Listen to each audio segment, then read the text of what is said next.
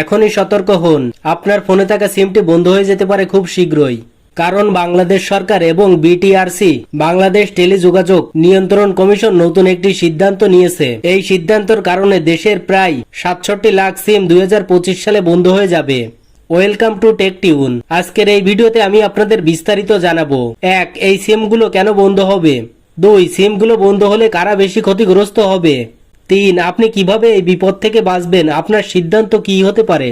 ২০২৫ সালে ১৫ই আগস্ট থেকে জাতীয় পরিচয়পত্র অর্থাৎ এনআইডি কার্ড দিয়ে সর্বোচ্চ 10টা সিম রেজিস্ট্রেশন করা যায়।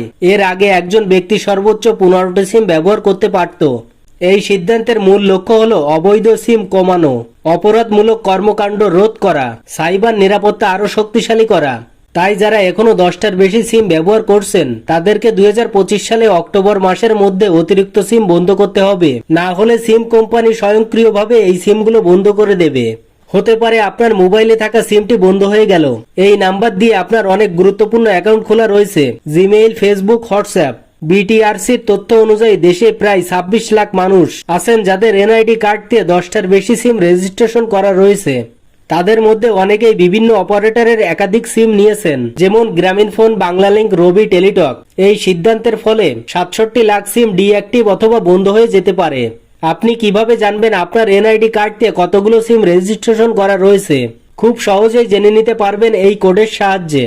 আপনার ফোন থেকে ডায়াল করুন *1600 এখানে আপনার এনআইডি কার্ড দিয়ে রেজিস্ট্রেশন করা সকল সিমের তালিকা দেখতে পারবেন। যদি আপনার 10টার বেশি সিম রেজিস্ট্রেশন থাকে তাহলে প্রয়োজন অনুযায়ী বন্ধ করুন, না হলে অক্টোবরে সেই সিমগুলো বন্ধ হয়ে যাবে। এই সিদ্ধান্তে কারা বেশি ক্ষতিগ্রস্ত হবে।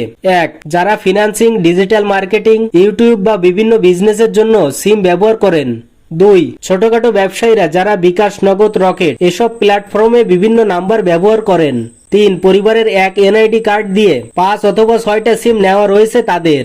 এখন থেকে নতুন সিম নিতে হলে প্রত্যেকের আলাদা এনআইডি কার্ডের প্রয়োজন হবে। তাহলে আপনি কি করবেন?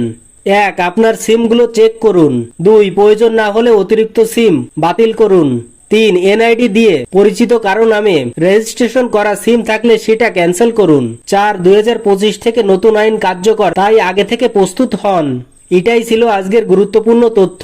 আপনার সিম যাতে আগে থেকে বন্ধ না হয় তাই সতর্ক হন। এরকম টিপস এন্ড ট্রিক ভিডিও সবার আগে পেতে চ্যানেলটি সাবস্ক্রাইব করে পাশে থাকা বেল আইকনটি বাজিয়ে রাখুন।